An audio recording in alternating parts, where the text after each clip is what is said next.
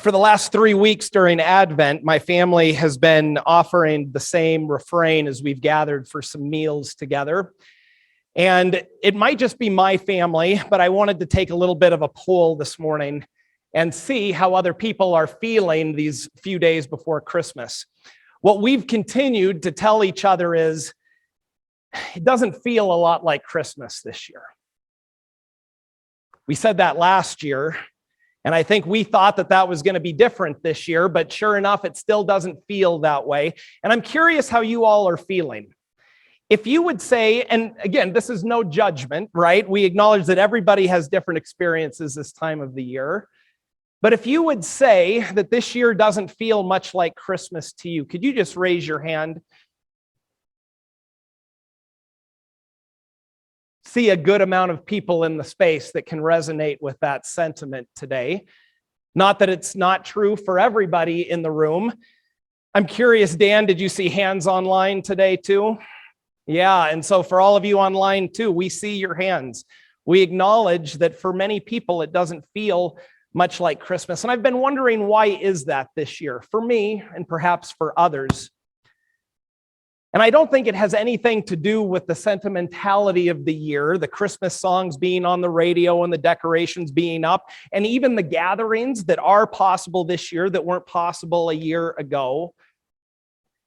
But for many of us, what Christmas means is not just how we participate in the season, it is the proclamation and the hope that God is doing something new.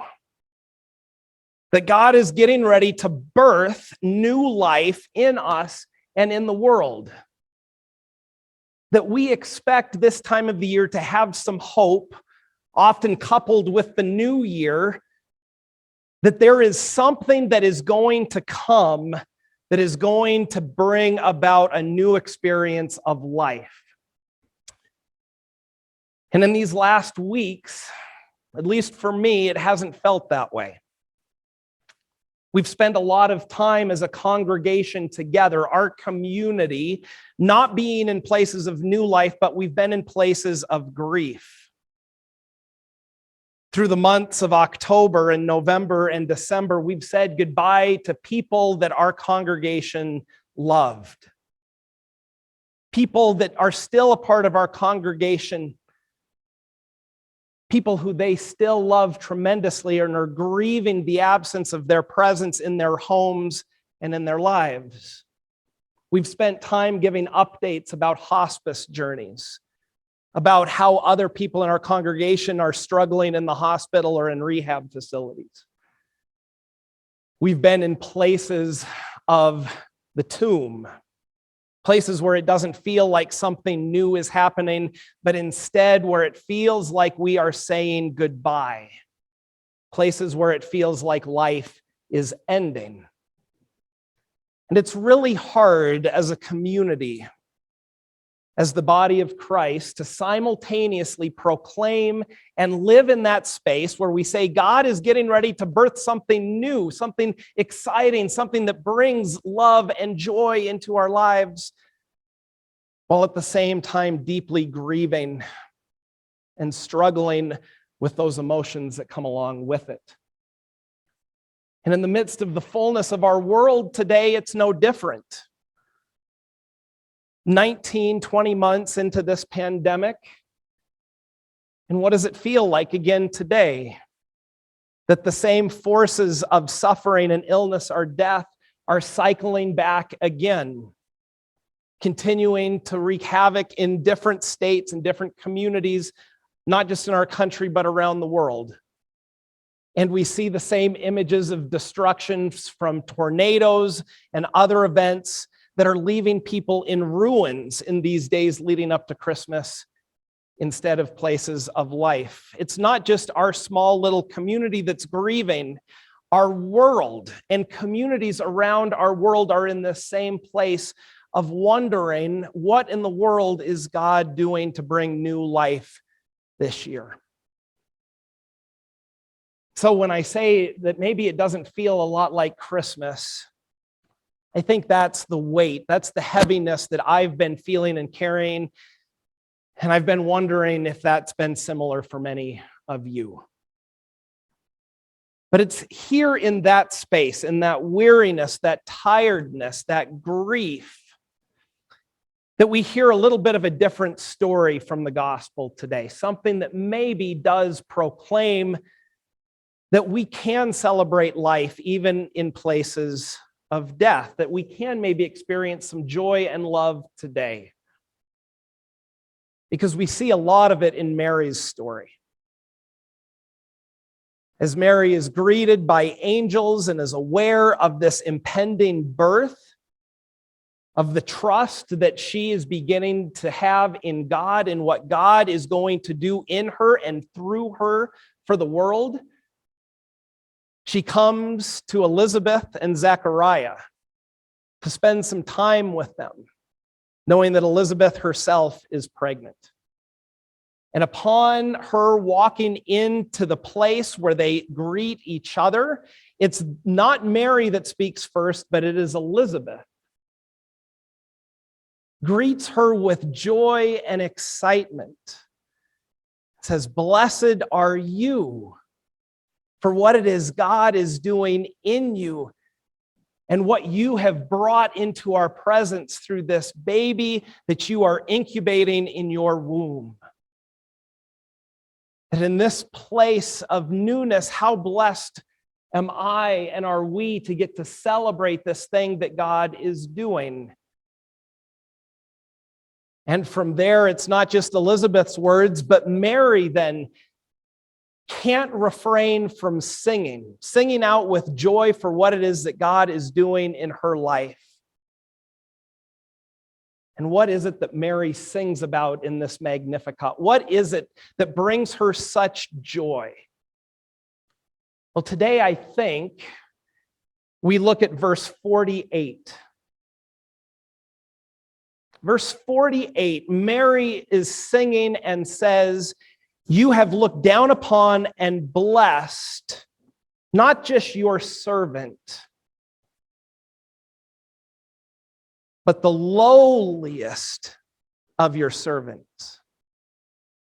Mary recognizes that God is getting ready to do a new thing, not from places of power, not from places that are already secure and happy and joyful, but Mary acknowledges that God is going to do this new thing in and through the lowliest of servants. Now, why would have Mary considered herself lowly? Why is that a refrain through her song? Well, first and foremost, it's because she's a woman. How often do proclamations of power in ancient times or even in current times come through women? Not as often, maybe, as we would like. But it's not just that she's a woman, it's also because of her age. Mary likely at this time in her life is only 13, 14, 15, 16 years old, as just a young, emerging teenage woman. But it goes beyond that. Within her society and place, she lived in a little town called Nazareth, a little village that not necessarily assumes that she is poor, but is looked down upon, especially in the scriptures, when we hear words like, "What good can come from Nazareth?" That she herself would have seen herself and her community as being amongst those people who were in need, people who perhaps were hungry, who were poor, who were humble, who had no power in their day-to-day lives. And especially as Mary was beginning to trust that God was doing something new in her and through her with a pregnancy, she would have seen herself as lowly because of the position that she was going to be in the days and weeks and months ahead. Having to hide that pregnancy to keep it safe from the society around her that would likely condemn her as a woman who was unwed and pregnant. Mary sings out with joy and contentment An astounding yes to God, because God had looked down upon the lowliness of God's servant in her and through her. Mary says, yes, God, you can do something new. You can bring about new life even from these lowly places. And I'm going to trust you to do just that. And so what's the new thing that God's doing in the midst of lowly places? God's bringing about a reversal, a change, something that is going to turn the world upside down. And Mary sings about it through her song, that God is going to scatter the proud, bring down the powerful from their thrones, and the wealthy will be left no part, as God offers mercy and love, as God fills the hungry with wonderful things and lifts up the lowly. God is going to turn the world upside down with this new thing that God is going to birth into the world in and through Mary. And Mary proclaims it from the lowest of places, from the midst, I'm sure, of unsettled emotions, of being scared and frightened, and even at times sad as she engages with Joseph and the world around her.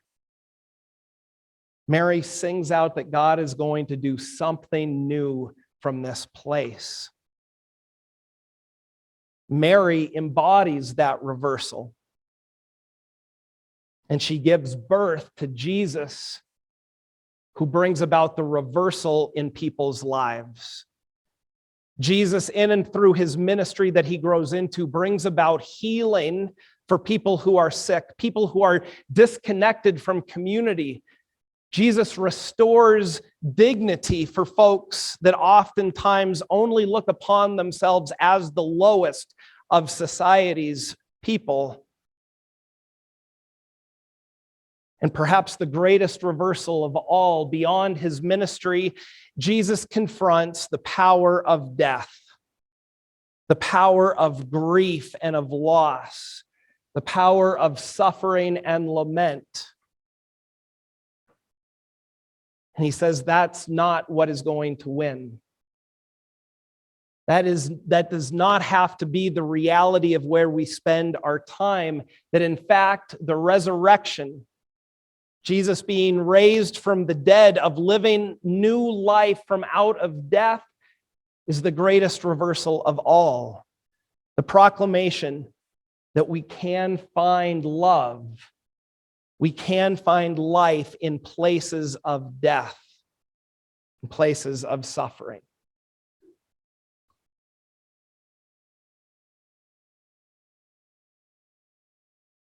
So Mary greets us with this song today in our own low places, in our own suffering and grief, so that we can perhaps turn our attention to a different place and perhaps look at what is a discipline we can embody to prepare for God to do something new, even if it doesn't feel that way right now.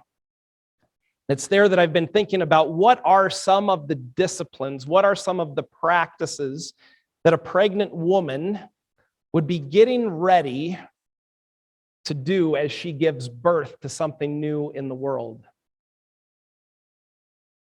Not just singing, not just talking, but I think breathing is one thing that oftentimes pregnant women are called upon to practice as they get ready to give birth.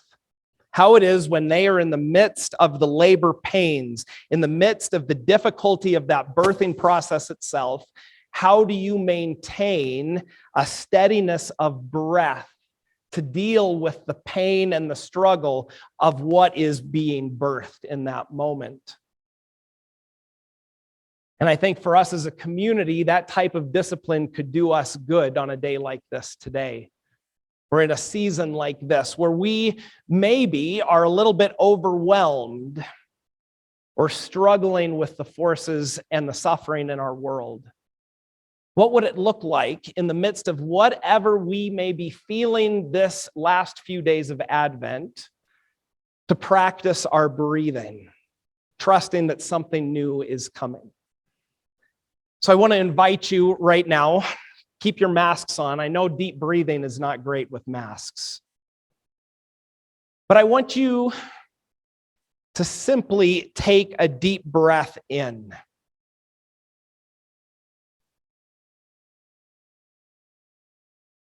As you take that deep breath in, imagine you are breathing in God's love. You are breathing in love that meets you in those places that feel dead, those places that feel like you are suffering or in pain. And each time you take another deep breath in, maybe say that word love. And allow God's love to permeate with each in-breath that you take. But then to remember that with each in-breath you take, there has to be that out-breath. That breath that steadies you. And to also then say love with the out-breath. Because that out-breath is what it is that you then share with the world. That just as much as we breathe in God's love, we also too are breathing out that love for others in our lives, for the people that we will encounter at the store or other places that we may go in these next days, places where people may be stressed or tired or grieving themselves. To know that we don't need to wait for God to do something in our world. We don't have to simply hope that God is going to birth something new in some future, but that God has already done it.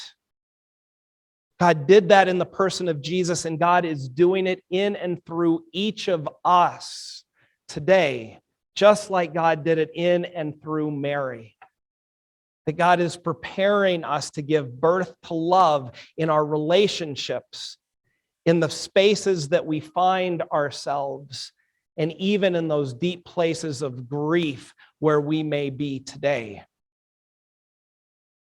Yes, this is a season of still waiting until Christmas, but today on the last Sunday of Advent, we proclaim that God, with each breath that we take, is birthing love anew for us. I hope and pray that even if today does not feel like the Christmas season to you, that as we leave this space and go home, that you'll breathe. That you'll know that God is with you. And that we can proclaim together as a community of faith, God is doing something new today. May God's peace be with each of you. Amen.